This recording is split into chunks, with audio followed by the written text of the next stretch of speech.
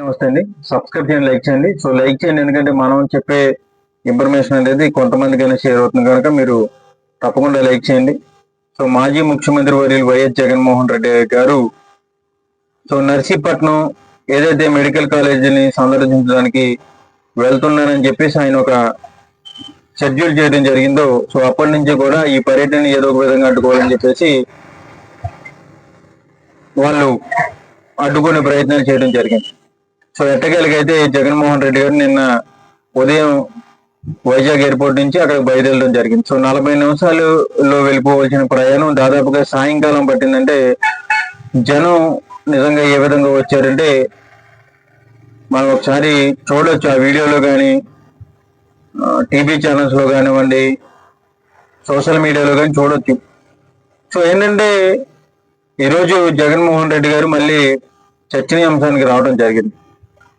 So ఏదైతే Narsipatnam medical కాలేజీల సందర్శన ఉందో ఆ సందర్భంగా పోలీసులు కూడా కొన్ని గల్లీల్లో జనాన్ని రాకుండా బార్గేట్లు పెట్టి అడ్డుకునే ప్రయత్నం ఇదంతా కూడా చేయడం జరిగింది. సో అన్ని పర్యటనల కారణంగానే ఈ పర్యటనలో కూడా పోలీసులు వాళ్ళ డ్యూటీని వాళ్ళు చేయడం జరిగింది.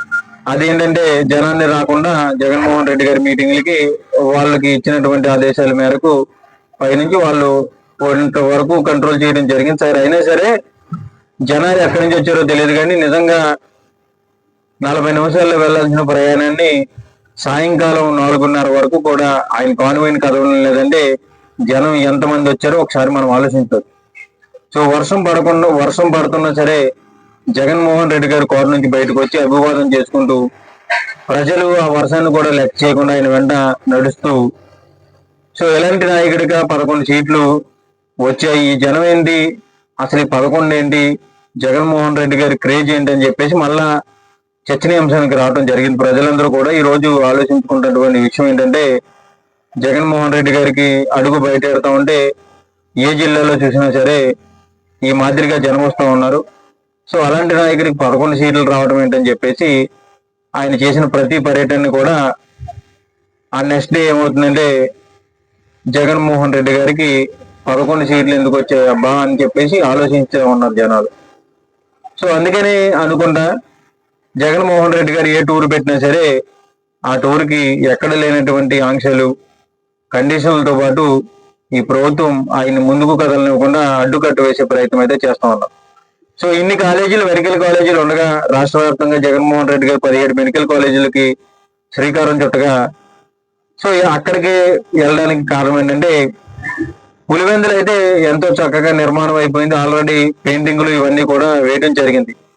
సో అంత మంచి కాలేజీ పెట్టుకుని నర్సీపట్నం వెళ్ళడానికి కారణం చింతకాయల ఎల్ఎన్ పాత్ర గారు ఆయన స్పీకర్ గారు ఒక శపథం చేయడం జరిగింది. సో ఎక్కడ కట్టారు చూపించమని, ఎక్కడుంది జీవో, అసలు మెడికల్ కాలేజ్ నర్సీపట్నాన్ని ఎక్కడ కట్టారా బాబు అని చెప్పేసి సవాల్ విసరడం జరిగింది. సో ఆ సవాల్ని సైలెంట్ గా జగన్మోహన్ రెడ్డి గారు ఆయన ఎక్కడ కూడా మెన్షన్ చేయకుండా వెళ్ళి చింతకాయల ఐలైన పాత్ర గారికి గట్టిగా కౌంటర్ ఇవ్వడం జరిగింది. సో ఈరోజు వైసీపీ వాళ్ళందరూ కూడా చింతకాయల అయ్యన్న పాత్ర గారికి థ్యాంక్స్ చెప్తా ఉన్నారు. సో ఆయన అలా చేయకుండా ఉంటే ఆయన నర్సీపట్నం వచ్చేవాడు కాదు. ఎందుకంటే పులివెందులో కానివ్వండి, పిడుగురాల్లో కానివ్వండి, రాజమహేంద్రవరంలో కానీ అంతకంటే అద్భుతంగా నిర్మాణమైనటువంటి కాలేజీలు, సో రన్ అవుతున్నటువంటి కాలేజీలు కూడా ఉన్నాయి. సో అక్కడికి వెళ్ళి అయ్యన్న పాత్ర గారికి మరి గట్టిగానే కౌంటర్ ఇవ్వడం జరిగింది. సో అయ్యన్న పాత్ర గారు మరి ఆయన గతంలో జగన్మోహన్ రెడ్డి గారి గురించి చేసినటువంటి వ్యాఖ్యలు ఏంటంటే ఆయన ఇంకా ఓడిపోయాడు కానీ ఇంకా చచ్చిపోలేదు అన్నట్టుగా ఆయన మాట్లాడడం జరిగింది. సో స్పీకర్ స్థాయిలో ఉన్నటువంటి వ్యక్తి బయటకు వచ్చి రాజకీయాలు అనేవి ప్రస్తావించకూడదు. మరి అలాంటి వైఖరి కలిగి ఉన్నటువంటి ఈ స్పీకర్ గారికి గట్టిగా ధీటుగా జగన్మోహన్ రెడ్డి గారు అయితే సమాధానం చెప్పడం జరిగింది. సో ఏదేమైనా సరే జగన్మోహన్ రెడ్డి గారు అడుగు బయటకు పెడతా ఉంటే ప్రజల్లోకి అయితే చర్చనీయాంశం వెళ్తా ఉంది. సో జగన్ వస్తా ఉంటే ప్రజలు వచ్చేస్తా ఉన్నారని చెప్పేసి వీళ్ళు భయపడి వాళ్ళకు ఉన్నటువంటి పోలీసుల బలంతో జనాన్ని రానివ్వకుండా అడ్డుకునే ప్రయత్నాలు అనేక పర్యటనలు చేస్తా ఉన్నట్టుగానే కనబడతా ఉంది.